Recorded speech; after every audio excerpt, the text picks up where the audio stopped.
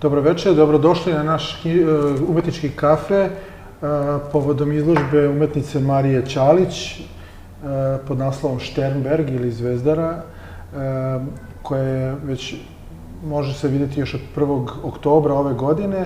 Dakle, krećemo se u poslednjoj nedelji kad imate mogućnost da vidite ovu izložbu, a imamo i priliku u ovim neobičnim okolnostima da isključivo i samo online predstavimo u jednom direktnom razgovoru umetnost i proces mišljenja umetnice Marije Ćalić.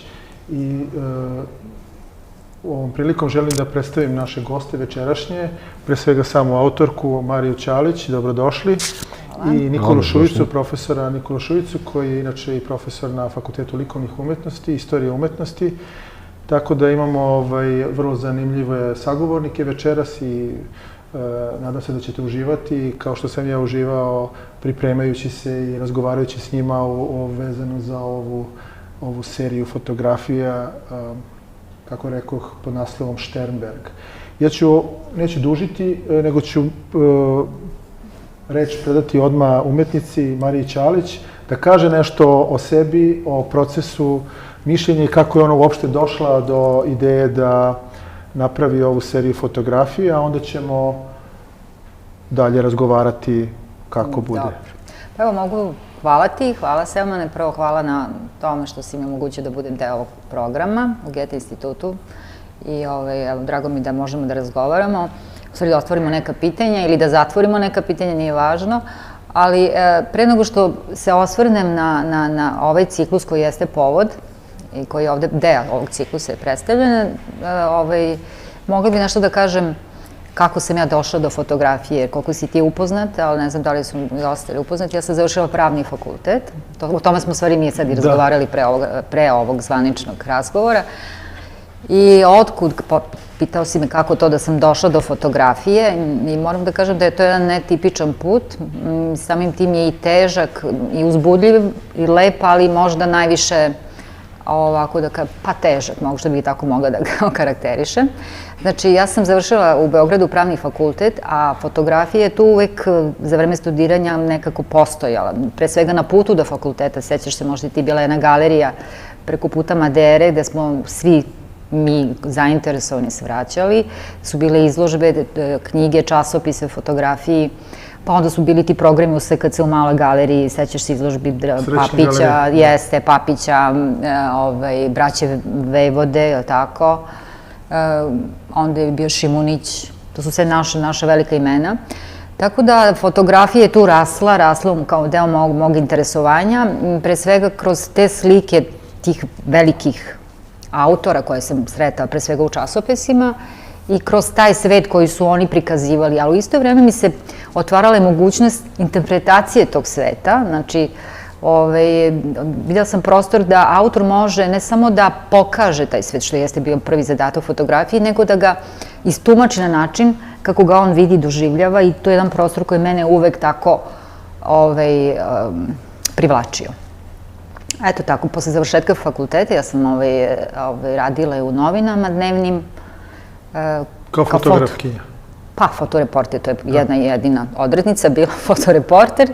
Znači, bile su to i nedeljne, i pre svega dnevne, Borba i kasnije Danas, a kasnije i u nedeljnim izdanjima Evropa presa, to su bili takozvana, ajde možemo kažemo žuta štampa, visokotiražna, popularna, nešto što je bilo po ugledu na hrvatska izdanja koja su tada već bila plasirana i pokazala se kao uspešna. Ali umeđu vremenu sam ja odlazila u London gde sam usavršavala fotografiju na St. Martinu, pre svega želeći da upišem master studija, što ovdje tad nije bilo moguće. Mislim da i sad je tu između državnih fakulteta problematično, jer to nije ista grupa univerziteta, moguće samo ukoliko završiš osnovne, pa onda nastavljaš master. Ali recimo u Londonu to odavno postoji kao mogućnost da vi upišete master kao, ne znam, student biologije, geografije ili ekonomije i meni je to sve bilo zanimljivo i to je jasno lepo iskustvo s tim što ja, eto, nisam to završila, jer nisam ni upisala, u stvari upisala sam, ali nisam imala novac da to isproduciram, odnosno svoj život i svoj rad tamo.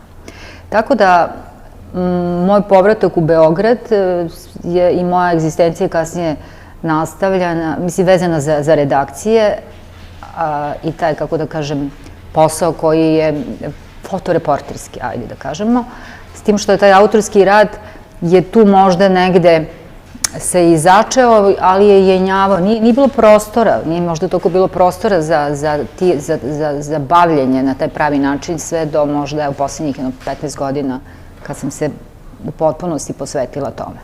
Ti si u nekom periodu bila i, da kažemo, bavila se prosvetnim radom. Da, to je bilo na privatnom fakultetu, na FMK-u, na master studijima.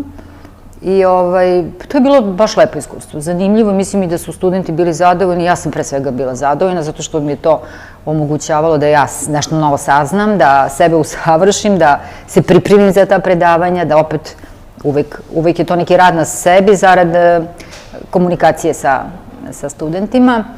I dobro, ali sad je taj program reorganizovan, sad se to drugačije zove, tako da ja više ne sarađujem sa tim fakultetom, eto. Oni imaju sad novu neku akreditaciju pod nekim novim nazivom, ali uvek sam raspoložena za tako nešto. Mislim da je zanimljivo našoj publici kad susretne umetnika kao čovek od krvi i mesa, pa taj put koji je tako, da kažemo, nepredvidiv iz jedne profesije koja, da kažemo, značajno različita od umetnosti, pravo, gde je sve strukturirano, jasno, određeno, pa onda kao fotoreporter, pa onda put u London, pa tamo učenje o fotografiji na St. Martinsu i onda povratak, pa i ovaj rad kao profesura, ta gostujuća. Mislim da su svi ti elementi zanimljivi. Evo, ja recimo nisam znao i meni je bilo zanimljivo kad sam to čitao i da možda bolje razumem tvoj pristup fotografiji, kako je to jedan u stvari proces. Pa jeste proces. Ja sad, vidim, fotografija se uči. Da.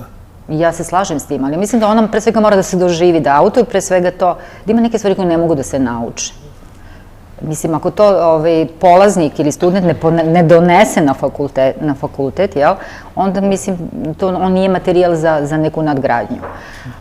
S tim što se slažem da današnji mladi ljudi treba da prođu taj institucionalni put i da treba da se grade kroz tu vrstu obrazovanja, ali imamo sjajne autore, mislim, s početka, je li tako, sa pojavom fotografije koji su još uvijek neprevaziđeni, koji nemaju ni to obrazovanje, nemaju formalno, ali imaju jedan širi kontekst obrazovanja i jedno promišljanje koje se i tekako vidi kroz njihove fotografije, da.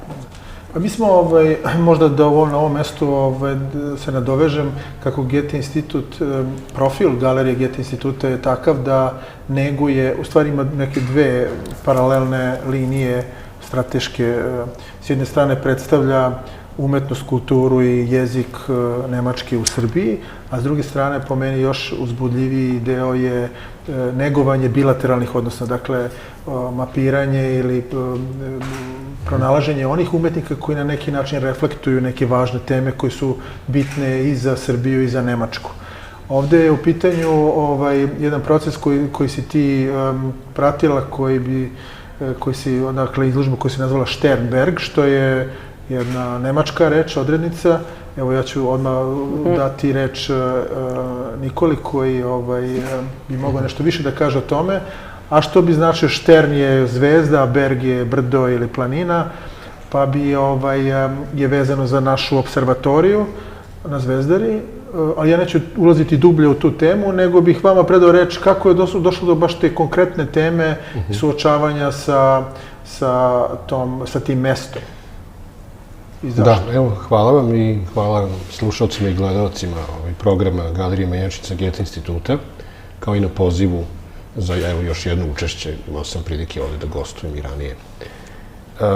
Meni se čini da bi možda mogla Marija da sama kao odgovori kako je došlo do činjenice prilaska Sternbergu, kako se zove sada izložba, odnosno Zvezdari, a zapravo samom funkcionalnom mestu koje je u temi i u pozadini čitave ove izložbe i njenog pristupa, a to je Astronomska observatorija u Beogradu, Zvezdara. Kako je došlo, evo dok posmatramo na velikom ekranu kako je došlo do ovog ciklusa, je li? Njene fotografije koje se tiču samih ambijenata, naravno prostora astronomske observatorije koji je u nekoliko duh mehaničke civilizacije i naravno naučnog doprinosa od početka veka pa sve do sredine 20. godina. Pa evo, kako sam došla do Zvezdare, tragom svih razrušenih prostora u ovom gradu, a ima ih, hvala Bogu, dosta. Međutim, zaista nisam znala, dugo nisam znala, evo i ti si mi rekao da si skoro prvi put bio, da tako nešto postoji, jer je to sve skriveno jednom šumom, a mi nemamo baš mnogo, u javnosti se ne govori o tom mestu, nije organizovano za posete, ne negujemo tradiciju tog mesta, tako da je, eto, gotovo u zaboravu. Dobro, to je meni jako bilo privlačno. Sa fotografske strane, jer sam bila uz dozvole koje su, ako dobijanje prilično je trajalo to vreme, bilo mi je dozvoljeno da obitavam u tim prostorima koji su uglavnom bez struje, zamračeni i tako čovjek nešto doživi tu, neki početak, jeli? Sem što gradi svoju privatnu arhivu, on osjeti da ima tu neki potencijal koju ima obavez, mislim, kao neki zadatak da vam se javlja da ste tu pred nekim izazovom na kome bi trebalo da poradite, jeli? I onda sam, istražujući vreme nastanka i uopšte baveći se istorijatom te Zvezdare,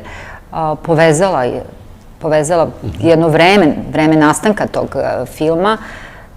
Došla sam do filma Fritz Langa, za koga sam naravno znala, ali recimo konkretno ovaj film i čak i sam ambijent dešavanja tog filma, ti prostori gotovo da su identični prostorima Zvezdare, a to je u stvari ono što povezuje, što ih duh vremena ih povezuje, eto. A sad da ne idem dalje ka Tomasu Mannu, izvoli Nikola, teo si nešto da kažeš. Da, Tomas Mann sa jednim od najslavnijih romana prve polovine 20. veka, to je naravno Čarobni breg, koji se tiče naravno psihološkog osjećaja, jedne akumulacije životnog iskustva i naravno izazova koji se nalaze i pred mladim čovekom i pred idejom vremena koje se ubrzava.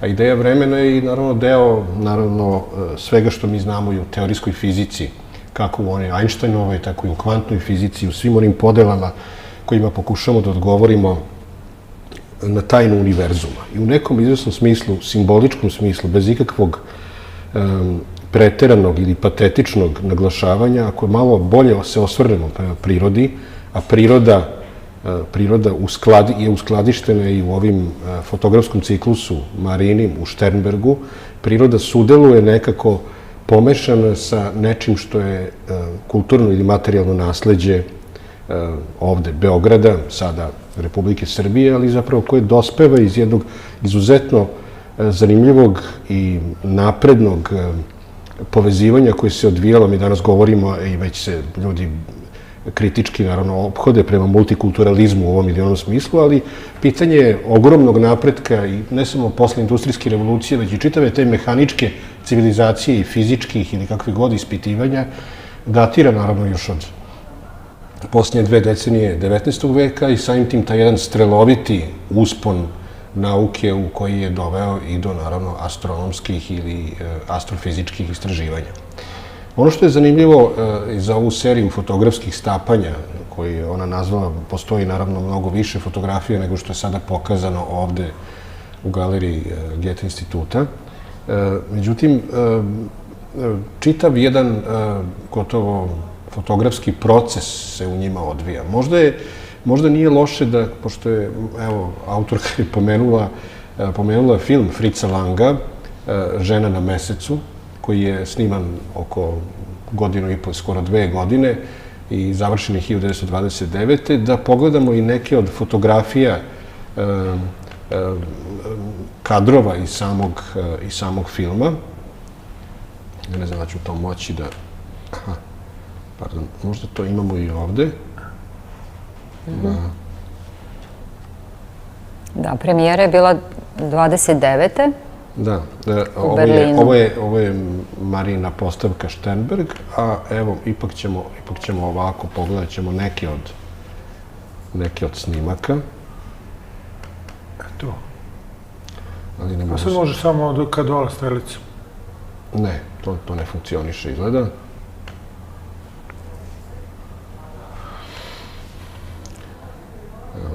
Ne možemo tako. Mogu da ti pomogu? Pa evo. izgleda... Imao si tamo neku komandu CMCD. Komanda A. Komanda A. Dobro. Samo ovaj prvi fajl izbaci i ostalo možeš da vidiš kako smo. Evo, CMD i... A. Tako je. Ali ovaj prvi, držiš CMD i stisneš... A ne, nisi stisnuo CMD. Ponovo moraš. Evo, ovako. Ajde ti pomogu. Ajde. Dobro. Da, hteo sam da pokažem neki od snimaka. Dobro, pa sad. Ali ovo se očito ekstenzija koja... Ajde, Nećemo... Evo ga. Samo trenutak.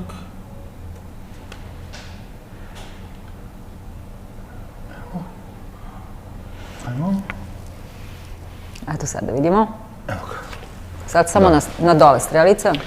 Evo, to bi možda bilo zanimljivo i posmatračima da vide izabrane, zaista krupne kadrove, krupne planove iz Fritz Langovog filma, rađenog naravno u saradnji sa njegovom tada drugom ženom Theon von Harbour, snimanog u UFA studijima u Berlinu, kada naravno sav ovaj, da kažem, konfliktni svet, nekakve ljudske drame, počinje i prerasta u nešto što je zaista, što sam malo prepomenuo, istinska priroda naše zapitanosti nad idejom prostora, idejom trajanja. I naravno, kao i svaki film, kao i svaka uobičajena dramatičnost, ovaj film ima i naravno svoj, da kažem, konfliktni, emocionalni, kakav god zaplet, tome će nešto kasnije i Marija, tu su i junaci filma, ali Žena na mesecu, već tada, ne samo zato što je nastavao po scenariju i noveli T. von Harbour, znači Fritz Langove partnerke, inače koja je radila i Metropolis ranije, za razliku od tog i tekako naglašavanog filma, koji je nastao 26. 27. Žena na mesecu, koja se pojavila tek 1929.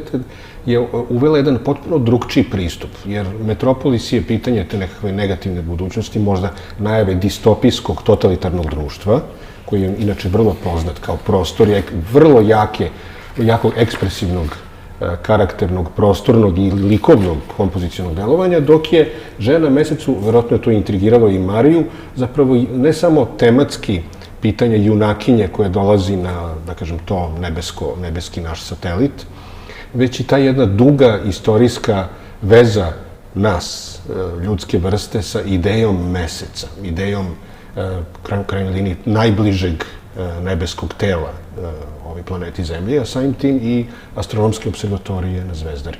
I evo, neki od ovih kadrova su zaista fascinantni po pitanju ideje makete i mogli bi da se govori o nekakvom projektnom, možda i novom ciklusu, možda bi i Sternberg 2 mogao da nastane iz ovih, da kažem, krupnih planova pojedinih primjera koji se mogu videti iz samog filma. Dobro, ali možda da kažeš da je taj film predstavljen kao science fiction, mada ima puno naučnih elemenata. Kako da ne? I nekako, pošto smo govorili, i možda je zgodno da se na film, da se vratimo možda i kasnije, posle nekih delova, evo ovde smatrači mogu da vide, zaista čini mi se vrlo dobro izabrane kadrove, gde i psihologija susreta i uopšte neka tenzičnost kompozicije može da odgovara, ovde sad kroz kadrove, odgovara nekakvim predložcima u kojima si ti razmišljao praveći.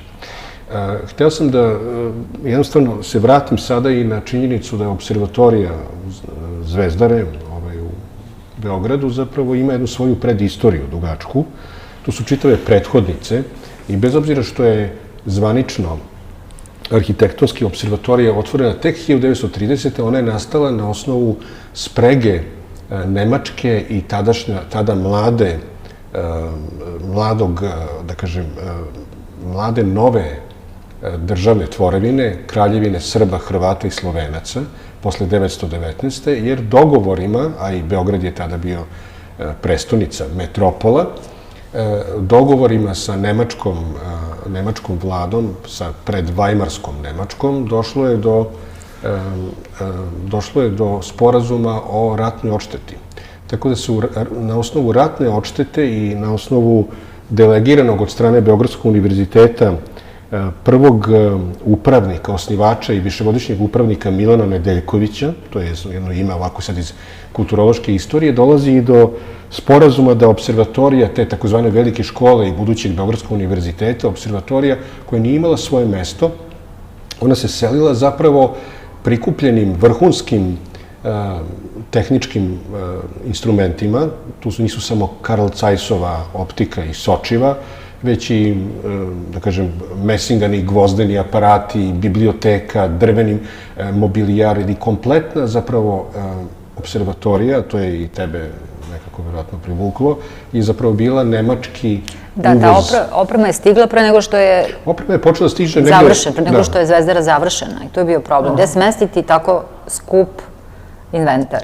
I onda se požurilo, da? Aparate, zapravo gde su spektroskopi, tu je recimo jedan čitav zanimljivi odnos prema refraktorima, prema reflektorima, prema durbinima, prema čitavoj jednoj, da kažem, optičkoj nauci, vrlo uznapredovala koju je naravno, koju je Nemačka prednjačila još iz vremena posle naravno Bizmarka praktično, jer taj čitav uspon koji je trajao više od 40-50 godina, odjednom je sada dospeo u Kraljevinu Srba, Hrvata i Slavonaca, odnosno u Srbiju i Beograd.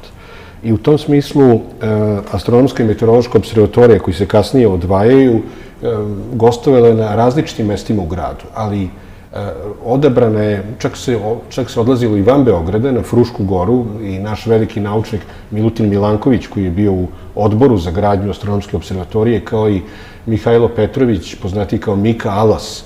To su sve na neki način kumovi, moram da kažem, projekta koji je za osnovu nemačkog materijala i u dogovoru sa nemačkim poslanstvom ovde i u Beogradu i sa Berlinom počela zapravo tokom 20. godina da se sakuplja za Beograd. Da, ali su oni svi bili francuski đaci. Ta ideja kreće mnogo ranije, još 1880. Taj Milan Nedeljković je bio francuski đak, tamo je u Parizu proveo i studirao i on je u stvari začetnik te ideje i ta prva mala posmatranja su u stvari vršene iz njegovog stana i stana njegove žene, bili su prilično ugledni. Koji se naziva Vračaru na onjem jeste u vremenu. I prvo je bilo na Vračaru, jeste. Pa tek je onda stigla ta Nemačka, to je bila i njihova ideja da nakon Prvog svjetskog rata iskoriste ratne reparacije i da pribave tu skupu opremu. Tu su instrumenti... Ali mi smo bili povezani sa Francuskom po pitanju te kulturne... Međutim, radio, telegrafski uređaj, telefonski, sve što je sa stanicu observatoriji stizao, pruženo je šansu ovom prvom upravniku, pomenutom Nedeljkoviću, da iskoristi za astronomske paviljone i da samu biblioteku observatorije, koja je sad već deo i sastavni deo i ovih tvojih fotografija. Ona je stopljena u nekim od prizora koji su urađeni za ciklu Sternberga. Veoma je dugačka, mogo bi čitav ciklus, a pogotovo što bi profesori, istoričari nauke mogli da i tekako, a i napisane su i udžbenici i zapravo i male monografije samog astronomskog društva Ruđer Bošković ovde u Beogradu. Ali su Nemci za vreme Drugog svjetskog rata dosta toga i odneli, opet vratili u Nemačku. Odneseni geodetski zanimljivo mi je kako u stvari tvoje fotografije pokreću čitavu lavinu istorijskih sećanja koji su povezani, te fotografije u stvari impliciraju, dakle, mnoge istorijske događaje, živote važnih ljudi, njihov odnos prema nauci, prema društvu, prema ratovima, koji prema... Tako da je i danas kako ti prostori izgledaju i kako naše društvo danas uopšte neguje to sećanje. Kako neguje, u stvari, i kako ceni odnos tih ljudi koji su bili pokretači, to je meni u stvari najtužnije. Te idealizam je nekako potrošen, mi smo baš se s nehajom odnosima prema tome, prema svemu tome. Baš sam i pričala o tome kako... Pa da, evo ga kažem, Milan Nedeljković je došao iz Pariza, tamo je studirao kao najbolji đak, dobio stipendiju ovde od ove države, mogao je da ostane, imao je priliku da tamo ostane, međutim on se vraća u Nedođiju, praktično u zemlju svoju koja je razrovana, koja nema početak, ali on vidi taj početak, on ima ideju i on se bori za tu ideju, on ubeđuje ministarstvo, mislim, prosvete, to je išao preko ministarstva prosvete. I univerzitet preko. On, ne znam, da je posle došao kolega njegov iz Nice, isto tako, ko je to bio, da li je to Mišković, predavač na isto astronomsko društvo negde da li u Švajcarskoj ili već ne znam tačno, ali hoću da kažem da su svi oni, nisu grabili bolji život za sebe, nego su imali neku viziju. Da. I to je stvarno fantastično i taj kontinuitet ideje se, kako kažem, on istrajava bez obzira na promenu vlasnika, mislim ovoga upravnika observatorija. To nije privatno vlasništvo da se sve završava kad jedan ode, a dođe drugi, ili tako? Nego je tu jedna ideja koja traje. Da, zapravo jedan elan neverovatan međuratni, posle užasnih stradanja u prvom ratu, dolazi verovatno samim tim, pa evo ako uzmemo i u Nemačku u nekom smislu, danas se i tekako u popularnoj kulturi te 20. i čitava vajmarska Nemačka i umetnost koja je tada nastajala pokazuje kao jedna veoma interesantna, stepenasta, produbljena analiza i naravno i stradanja samog pojma ljudskosti i svih onih, da kažem, kategorija koje su tada nestajale. Pitanje je, naravno, kako verovati. Pa Bauhaus je bio jedan od žrtava toga. Bauhaus je bio žrtva kasnije, međutim, Bauhaus je nastao u naletu tog entuzijazma velikog, kao što su u Vajmarskoj republici, da. Da bome, Gropius je tada krenuo sa svim svojim objedinjavanjem različitih nastavnika i različitih profila, toga da napravi školu koja će, naravno, služiti opštem kolektivu, ali će biti, naravno, i možda i nešto drugo. I bilo je nešto drugo. Danas se, posljednjih godina, u nekom u muzejskom smislu, ta arheologija koja, evo, može da zanima i savremene umetnike, svako od vas, je zapravo možda drugi stepen jednog prepoznavanja tog jednog ogromnog naboja koji se zbiva u kulturi tih prvih decenija 20. veka. Jer evo, danas se otključavaju ti slučajevi umetnica i umetnika koji su delovali bilo u kom medijumu, recimo sa Skandinavije, Hilaf, Klimt, na primjer, ili čitava ta, ne kažem, pomalo spiritualna strana postoji u Bauhausu. On je neko izneveravan, stalno se govorilo o tom, Ernst Neufert se predaje i dan danas, taj veliki udžbenik na Arhitektonskom fakultetu u Beogradu i uzima se ta standardizacija mere ljudske, koja je antropometrija, kako izmeriti radnički stan, kako slaviti radnički pokret i ideju 1. maja ili ideju oslobađanja i tako je. A s druge strane, postojalo je mnogo toga drugog u samom Bauhausu. I kod Paula Klea i kod mnogih umetnica Bauhausa posljednjih godina izuzetno mnogo problematizovanih iz same Nemačke, koji nisu bili samo iz Nemačke, dolazi su iz Mađarske, iz čitave Evrope, bilo i iz drugih krajeva sveta. Pa evo, nekako, Marije, meni se čini da je taj duh tog vremena, možda i Bauhausa, struji pomalo i dodiruje i astronomsku observatoriju, a i Sternberg kao tu čitavu metaforu, Sternberg Zvezdara kao fotografski, umetnički ciklus je metafora samog ideje, onog što je od vajkada ku čoveku, gledanje za nekim totalnim razumevanjem toga da smo mi i zvezde različiti, udaljeni, nedostižni. Taj odnos, a zapravo i čitav ciklus fotografije je pitanje odnosa. Evo sad gledamo fotografije postavke koja je bila u većem broju primjera, naravno premijerno 2018. Što o tome da kažeš nešto? Pa to je završeno, da. To sam sad, spremila sam ovde nešto, to sam, da, evo nešto mi je bilo zanimljivo. Kada smo govorili o Fritz Langu i Ženi na mesecu, da. Pa kada smo rekli da smo mi bili u stvari, koliko taj Alan Post, bio je zajednički nekako, bio prisutan, iako smo bili ovde, bili smo nekako deo sveta, jel? Pa to mi je interesantno jer je premijera bila 29. godine u Berlinu, a samo nekoliko dana je bila sledeća u Beogradu. Odmah posle Berlina. Da, posle Berlina i to je Fritz Lang poslao redakciji Vremena svoju fotografiju ili možda fotografiju sa seta sa potpisom svojoj dragoj publici u Beogradu. Znači jedno lično obraćanje. Eto, to ću da kažem koliko smo mi uvek bili nekako i na margini, uvek smo bili ili da skliznemo ili da priđemo tom svetu. A naj ovako ilustrativniji je, evo ovaj jedan govor koji je Branislav Nušić tamo pred premijeru tog filma održao, znači, pošto je to bio nemi film, kaže se pred publikom tamo, verovatno je bila muzika prateća, ne znam, klavir. Evo, mogu da pročitam sad ovako. Ovo je onako u duhu njegovog jezika i nekog humora, narodskog. Kaže, sinoć u 9 časova održao je gospodin Branislav Nušić jedno veoma zanimljivo uvodno slovo prilikom premijere Fritz Langovog monumentalnog filma Žena na mesecu. Tu pred platnom bioskopa Korso. Sad ne znam tačno gde je to, taj bioskop Korzo, ali to je negde, što smo rekli, negde... Bioskop Korzo je bio u Jakšićevoj ulici, koja je, nažalost, eto opet, sada užasi geopolitike nekadašnje, stradao je 6. aprila 1941. u bombardovanju. Ulica ne postoji. Ulica je odmah pored Srpske akademije nauka i umetnosti i prema Obilićevom vencu. Ali taj bioskop, ta zgrada ne postoji. To je verovatno onaj deo da je parking koji se nalazi sa leve strane. Moguće. Korzo. Kaže, pitanje je otkud je i zašto autoru filma moglo pasti na pamet ideja da pošalje ženu na mesec. Kaže, utvrđeno je naukom da je mesec planeta u fazi hlađenja, to je zvezda koja se gasi, putnici koji tamo kad god dospu naći će se u jednoj mrtvoj prirodi bez daha i toplote. Valjalo je dakle odneti na mesec malo temperature i autor je poslao ženu. Kaže, valjalo je malo upaliti i zagrijati ugašen mesec, a ko bi ga mogao bolje upaliti i zagrijati ako ne žena? Još jedan i možda najglavniji motiv koji je rukovodio autora da pošalje ženu na mesec, kao što ćete i samog Sižea videti, na mesec putuju dva odana, dva nerazdvojna prijatelja. Poslati ih prosto na mesec i vratiti ih opet na zemlju, to još ne bi bilo ništa, Siže bi bio prazan.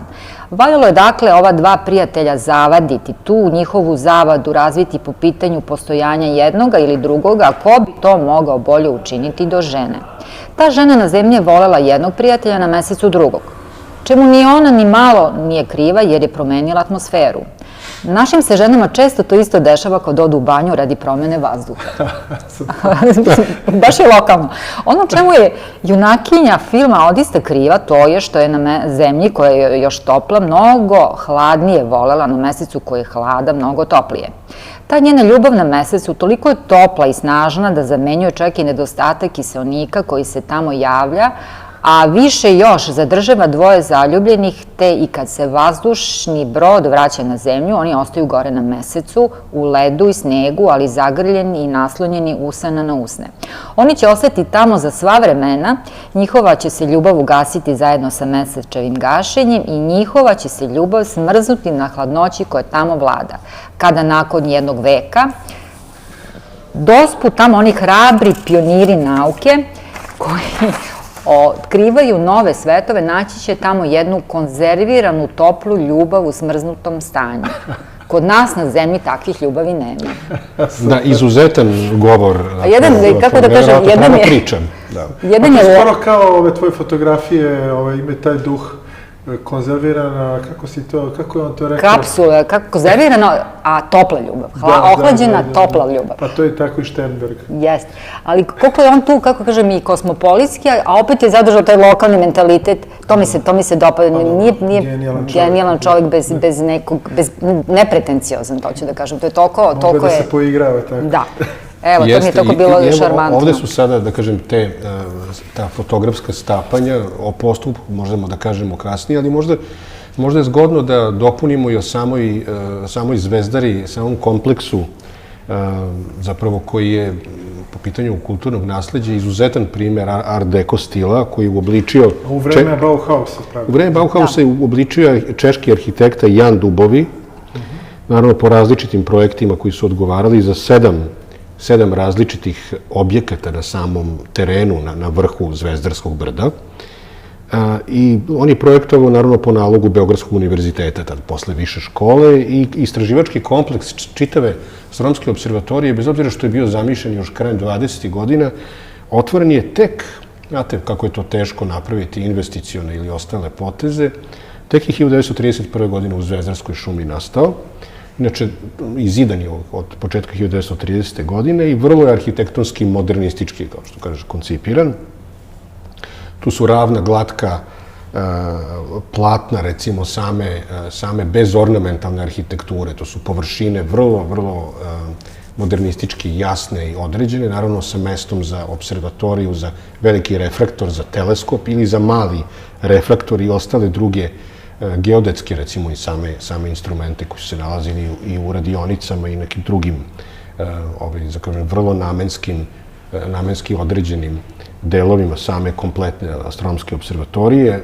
Na početku, to je Marija i snimala, deo je jedan reljef sa Heliosom u dvokolicama kao boga, za koji je bio odgovoran neki Branko Krstić, o kome nisam mogao da nađem mnogo podataka, ali to je vajar koji je uradio sa predstavom Boga Helija u tim nebeskim kočijama koje odlazi, dok je, naravno, nije zaboravljena ni žena na mesecu, u pitanju boginja je Selena, boginja meseca je, njenu orbitu okružuju nebeska tela i to je isto jedan od reljefa koji su načinjeni i napravljeni. Nekako, možda je zgodno da isto tako napomenemo da je u parku samom, koji i dan danas može da se naravno poseti, bez obzira što bi mu bila neophodna jedna kompletna restauracija i u arhitektonskom i u nekom sadržinskom smislu, postoji ta centralna zgrada sa bibliotekom, postoji observatorska kupola, aparat za posmatranje zvezda sa velikim reflektorom, pa kao što sam rekao i mali refraktor, tu je naravno ono što, način kako merimo i čitava ta metrika, tu je meridijanski krug i naravno nešto što je i ostalo iz tog art deco vremena, opet po nemačkim kažem, uzorima, ali i gde su stigli svi instrumenti i aparati, a to su naravno paviljoni sa, naravno, i krevetima i stanovima. Ovo su sada kreveti, evo mogu da se vide, naravno u jednoj vrlo čudnoj kompoziciji koja je izvedena. I radionica za popravku svih tih instrumenta. Za popravku, da, ali ova dva kreveta u ovoj kompoziciji tvoje govore nešto drugo. Mislim, evo to može da vidiš. Ja sam recimo, nikad nisam bio u toj observatoriji ranije. Uvijek sam prolazio autom onako nešto pored, i to retko, ali kad sam se suočio sa tvojom izložbom i sa pripremom, kad smo razmišljali o tome, imao sam potrebu da odem da vidim to. I zaista tvoje fotografije nekako realno ili nadrealno prikazuju to mesto. To mesto je mistično nekako, ima nešto čudno, neka atmosfera je na tom mestu. Osjeća se to što si ti prikazala, ta neka sećanja i memorija i istorija. Ali sad da ti kažem, ja mislim da sad ovo mesto više nije ni jedno mesto. Ovo nije ni Zvezdara, nije ni film. Ovo je sad jedno treće mesto. Stapanje vidljivog i nevidljivog prostora. Tako. Ovo je sad moje mesto. A super. Koje sam ja osvojila, boravići u Zvezdari. Možda sam ja onda vidio tvoje mesto. Da. Pa ja sad to mesto ne mogu da objasnim do kraja, ali meni je drago što sam, to je moj ishod mog rada u stvari. Moje zadovoljstvo da ja osvojim svoje mesto u svemu tome. Eto. Super. Ja se nadam da će neko od naše ljudi koji gledaju, ako nisu išli, da obavezno pođu da vide to mesto, imajući u vidu tvoje fotografije. Pa jeste, to je jako lepo mesto. Nešto je pod ključem, a nešto je moguće videti. Mislim da oni imaju sagledati. Ili oni imaju neke dane kada imaju vođenja, tako da imaju oni ljude koji se tu ne trude oko toga. Nekako, pre nego što možda sagledamo i ponovo se vratimo na samo ovaj ciklus, odnosno ovde samo segmentom na izložbi predstavljen sa nekoliko radova u formatima, možda bi bilo zgodno da vidimo kakva su bila neka novija posljednjih godina tvoja solo izlaganja i da pregledamo nešto od toga, ako se slažeš. Da, super ideja. Ajde, sad možemo i to. Pa evo, ti si izabrala dve možda izložbe koje su mogle, prva je bila u galeriji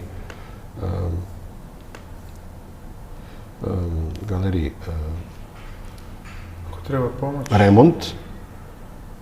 Može i to. Da, sad samo da ja to otvorim. I sad desni klik. Desni klik, jel? Nema desni klik. Uz pomoć maske. Pomoći ću ti ja uz pomoć maske. Desni klik, pa ne znam.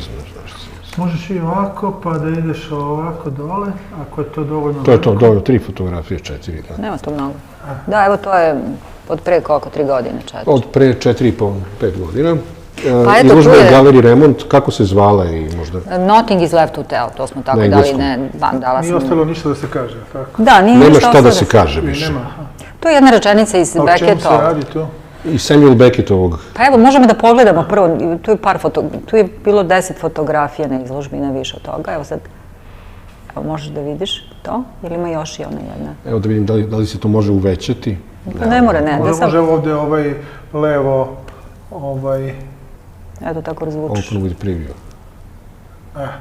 Da. Pa onda zeleni. Da. Evo, da, to bi bio recimo... A ima još ona jedna, možda ili drugu da pokažeš, da vidi Selma. Pa nisi vidio Selma, ne li?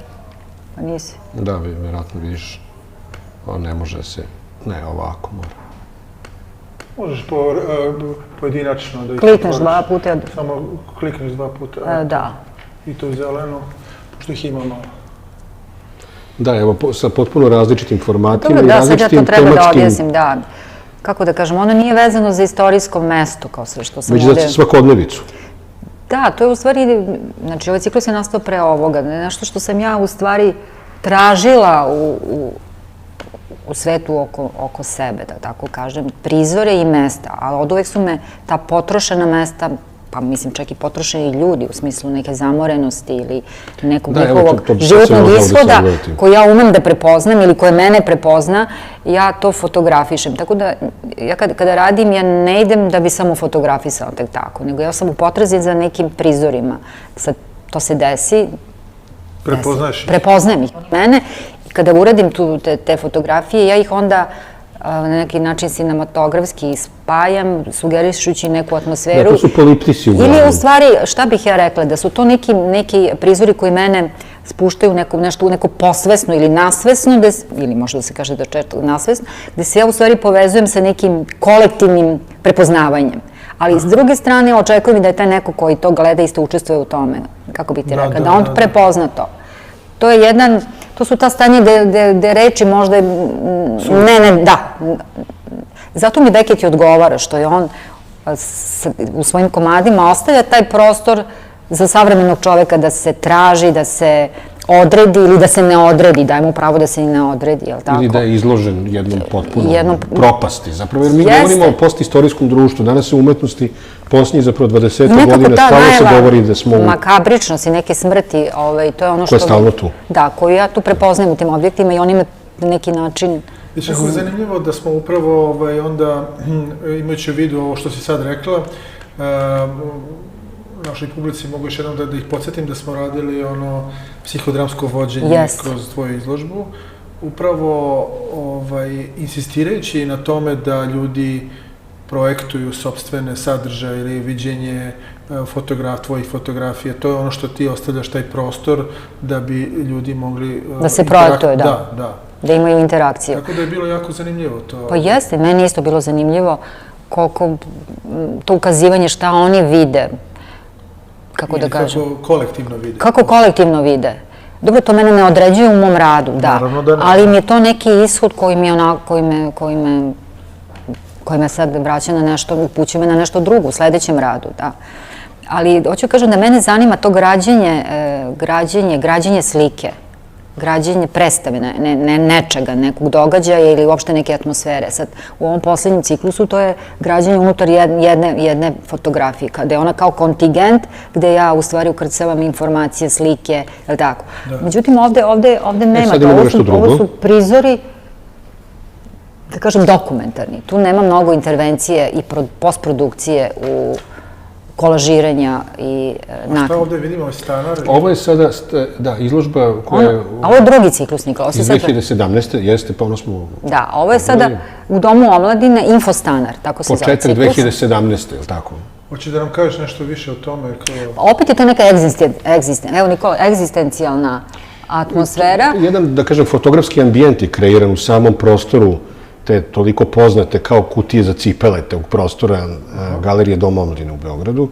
I meni se čini da je to bio jedan kao friz fotografski, kao jedna kompletna fotografska instalacija. Ne fotografija kao takva, već jedan fluktuirajući niz prizora od čoveka. Sad, pitanje je šta je tu, kakva je to ogoljenost života koja je ovde postavljena. Evo, Marija pominjala i Becketa. Možemo govoriti o ogoljenosti i kod Thomasa Manna, u krajnjoj liniji Čarobni breg, ta ideja izolovanosti je nešto što se stalno vuče kao nasleđe moderne kulture i generalno reflektuje se beskrajno se umnožava, tako da mi možemo da govorimo i o tim iskustvima koji nisu samo umetnički, literarni, već potpuno ogoljeno svakog ponaosob od nas, kao iskustvo s kojim se suočavamo. Dobro, ali onda da pokažeš cijelu izložbu da bi Selma mogao da stekne utisak. Da, Infostanar, da, to je bilo u... Pre svega naši...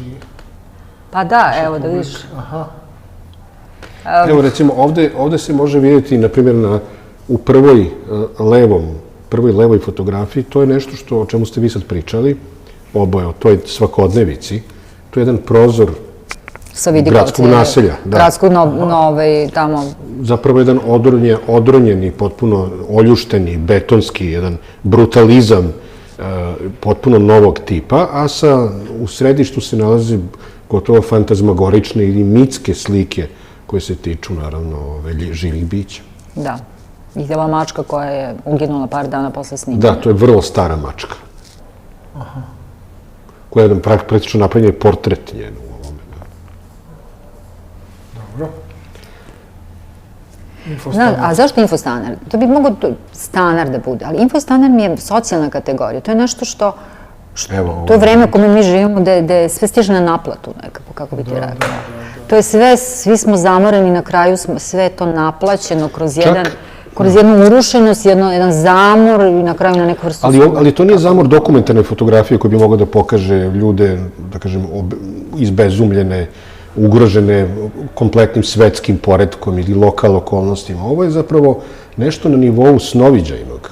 Da. Jer sam ja ovde u stvari uvela i životinje i ljudska bića, a i u arhitekturu tako urušenu koja je tu prisutna. Ili nedovršenu. Ili nedovršenu, nikada završenu, da kažem. Ne znam koliko se ambijentalno to može sagledati.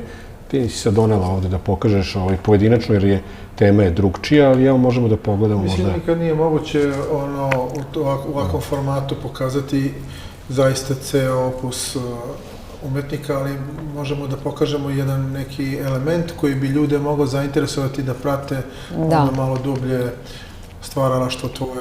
Da, i da pogledaju na web sajtu. Ja mislim da ovde kod ovih izložbi i nije cilj da se nešto objasni, nego samo da se otvore neka pitanja. Da se doživi nešto što, ili se prepozna nešto, eto toliko. Takav je profil i ove galerije. Mi nemamo te kapacitete da bi mogli onako temeljno da prikažemo stvaralaštvo nekog umetnika, nego više pokazujemo neke akcente, neke važne tačke koje ljude možda zainteresuju za dalje. Jeste. Kao pojedinačne fotografije, pojedine. Aha. Ovo je skoro kao neka slikarski postupak. Da. Pa jeste, čini mi se da Marije od ranije i od, da kažem, te fotografije izvađene iz stvarnosti, kao i ove koje sada pravi u nekakvom svom poretku, postoji taj pomalo slikarski oslonac. Slikarski, je li? Pa da, meni tvoje fotografije izgledaju kao fotografije nekog slikara. Mislim, onog slikara klasičnog koji slika na platnu. Pa da, ima nešto od toga. Pa evo i ovde možemo o tome da kažem. A opet, s druge strane, evo, pošto si... Ovo mnogo blješti ovaj ekran, pošto si i predavala, a i govoriš i o savremenoj fotografiji, stalno se, kada se priča o iskustvu nekakvog napredovanja u medijumu slike, znači fotografije kao tehničke slike, često se navodi i ta akademija u Düsseldorfu, razume se, i nasleđe Düsseldorfske škole. Pa evo, ako razmišljaš o tome, da li bi mogla o tom nekakvom uticaju da kažeš nešto što bi... Opet su tu Nemci, da, ova Hila i Bernard Becker. Ja mislim da su oni postavili temelje te savremene, da su oni fotografiju uveli na umetničku, kako da kažem, umetnički akcentovali su kao umetnost, je li tako? Da, apsolutno. Pre svega tom svojom klasifikacijom svakodnevnice, oni su to, u stvari, na konceptualan način su prišli fotografiju, a onda i njihovi đaci, imamo to Gurskog, je li tako, Rufa, Štruta, Demanda, Tomasa Demanda, oni su svi njihovi đaci, je li tako? Vrlo su znani, Nemci su uvek bili, prednjačili su u idejama tih noviteta i savremenosti. A fotografija je danas, ne samo danas, posljednjih možda i 30-40 godina, već možda i duže, prisutna u, kako da kažem, u fine artu, je li tako? Da, apsolutno. Apsolutno. Zahvaljujući galerijama i kustosima, autori se koriste ili samo fotografijom, ili mi je to jedan medij, možda su i skulptura, ali koriste fotografiju i instalaciju. Pogotovo što je fotografija nije više samo sredstvo koje se izvodi fotoaparatom. Znači, to je nešto što se može desiti u kompjuteru, može se snimiti iPhone-om, može se fotokopir mašinom izvesti rezultat, je li tako? Koristi se tuđi materijal. Znači, to su slike koje se koriste. Znači, fotograf ima zadatak da koristi kako svoje slike, tako i tuđe slike, jel? Da komentariše tu ogromnu arhivu slika. Čini mi se da ne mora više nijena slika da se napravi nova fotografija. Toliko ih ima, toliko smo zasićeni tim fotografijama. Znaš što mi je palo na pamet, sad je ovako sasvim spontano, kako neke od tih fotografija, znači to one figure na stolu pokrivene... A da, iz prethodne izložbe. Podsjetila me na Peter Greenavi, nekako. A znam da vi imate nekako... Pa gledamo film, sve ima veze. Pa sve ima veze. Mislim, da li on ima direktno veze, nema direktno. I on je slikar, na primjer. Jeste. Nije filmadžija u obrazovanju, primarno. Da, on je... Nikola može da kaže mnogo o njemu, ali čovjek je izuzetno obrazovan, pa sad može da komentariš. Stalno a meni se čini da je negde u 80. godinama već se iskristalisala generalno u toj nekoj globalnoj kulturi, naravno likovnoj i vizualnoj umetnosti, kako danas najčešće taj pridev biva korišćen i upotrebljavan i zloupotrebljavan, da se u 80. taj zanos nad enciklopedijskim, odnosno strukturalnim načinom baratanja sa vidljivim raširio. I mnogo toga je, pa evo recimo, čak i autori generalno i u Nemačkoj, na primjer, Kiefer, isto govori o slojevima slike, Boltanski u Francuskoj. Tako da imamo mnogo autora koje možete raščlaniti po pitanju onog šta je unos u njihovu predstavu, makoliko ona bila spontana. Richter, njega si zaboravio. Gerhard Richter posebno, naravno, sa svojim kulturnim pamćenjem. On je slikar koji koristi predložak fotografije pre svega. Ste gledali ovaj novi film, Igrani, da. Da, o njemu, o njegovom životu. Znaš što smo gledali? Da, jeste, to je romansirana biografija. Jeste. Ja sam pitao mog profesora šta misle o tom filmu, on kaže da gori film davno nije. Gori film, da.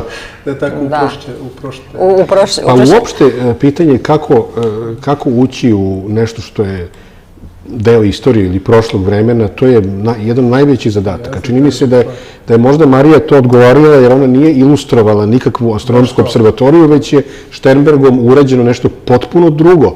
To je odlazak u jednu drugu dimenziju, u jednu tajnu odnosa na zemlji, ne samo, naravno, da govorimo o tim nekakvim mase pod energijom, o kvantnoj fizici, o eksperimentima unutar malih kutija, svim onim ostacima koji su zapravo deo urušene materijalne kulture. A danas meni se čini da možda pre nekih 25 veka u ovom jeziku kojim se mi služimo ovde, našem maternjem jeziku, taj glagol urušenost ili taj recimo urušiti nije toliko bio prisutan. Posle nestajanja Jugoslavije, posle svega mi govorimo o urušenim ustanovama, o urušenim odnosima. Taj glagol je nekako stigao u svakodnevni govor. Tako da, eto, možda i nešto od tog urušenog može da bude odbačenog, može da bude nekakva platforma za novi pristup, da. A mislim, baš čini mi se, ne znam šta ti misliš, evo to nek bude pitanje, možda poslednje, jer već se bližimo kraju ovog razgovora. Nikola je rekao jednu zanimljivu misao, kako je to mesto u stvari samo početak, da je to neki provodnik, ka nekoj drugoj dimenziji. Da. To si rekao. To mi se baš sviđa, kao onako, ja ga tako prepoznajem kao posmatrač. Kako je tvoje, možda na kraju neki zaključak vezano za ceo taj proces? Šta ti... Doživljavam. Kakav je tvoj, kad ga gledaš iz ove malo perspektive, kad je izložba otvorena, pa prošlo neko vreme, kako ti vidiš ceo taj proces i kako misliš da dalje možda radiš, u kom pravcu razmišljaš? Pa meni je drago da je ova Zvezdara oživela kroz ovu izložbu na neki način. Nekako je oživela. Pa eto, lepo je da smo sad i Nušića spomenuli, je li tako? Jeste. Pa da smo spomenuli Fritz Langa i te sve ljude koji su podizali tu I Zvezdaru. savremene umetnike. Pa mislim, zadatak umetnika, ako je njegov neki zadatak, onda je taj zadatak umetniku, kako kažem, ispunio. Ja sam lično vrlo zadovoljna, mislim, zadovoljna sam jer je bilo je nekog napora i ta ishoda na kraju doživala sam, kako da kažem, realizaciju tog svog napora. A da li on meni sad otvara kao mogućnost nastavka? Ja sebe sad ne vidim kroz direktno, bar ne tako promišljeno. Možda imam sad, radim neki drugi ciklus, ali to ne znači da se ja u nekom krugu neću ponovo vratiti ili ću imati neku refleksiju opet na šumu, na nebo, na beskraj, možda ne direktno na Zvezdaru, ali na te teme. U tehničkom smislu to je kao kada biste se vraćali iz ovog digitalnog vremena na nešto što je začetak fotografije, ono srebro nitras, srebro bromid je zapravo otisak kao takav i sad neko traganje za tom nekom senkom, za tom nekim izmaklim momentom. I tu su možda i ti zakoni, nerazjašnjeni zakoni teorijske fizike, kvantne fizike, ta nekakva slučajnost odnosa reči koje hvatamo, neurotalas. Mislim, možda ukoliko bi se neka od ovih slika možemo da zamišljamo ozvučila nekim sinestezijskim elementima, da je tu nekakav zvuk, da je tu nekakav dodir. Možda bi to možda moglo da bude i za Ars Elektroniku, negde u Lincu ili takve festivale. To će možda neki novi to je potencijal te prošlosti koji naravno uvek može da nam odgovori mnogo i da uzvrati na mnogo snažniji način nego što to čini obično kad kažem, to su samo fotografije. Pa, da li su ovo samo fotografije? Eto, to je pitanje. Hvala vam puno na ovaj divnom razgovoru. Ovaj razgovor je mogao da traje satima. Pa mogli smo još, da. Mislim da je ovaj razgovor samo početak jednog dijaloga među nama i drago mi je da je naša publika imala uvid u ove tvoje procese, mišljenja i mislim, nastavlja se. Da, hvala. Naš zajednički rad i zajedničko mišljenje i što bi rekao Jozef Beuys, najvažnije je da smo zajedno mislili. Da. Eto, dobro, hvala i tebi. Hvala mnogo. Pozdravljam dragi prijatelji koji su posmatrali i slušali ovaj naš razgovor i pozivam ih ko nije video, ima šanse do 28. novembra da vidi još uživo. A Zvezdaru može uvek da vidi, da može da ode, može da fotografiše, da slika, da doživi na svoj način. Da. Eto, to jeste bila u stvari poenta, da skrenemo pažnju na mesto u Beogradu. Jeste, između ostalog. Kao u emisiji Kod dva bela goluba, Radio Beograda, gde smo, i Kod tri šešira, gde smo govorili recimo o prošlosti, jednim delom, ali naravno videli ste, ima tu svačega. Hvala puno. Hvala mnogo. Hvala. Hvala.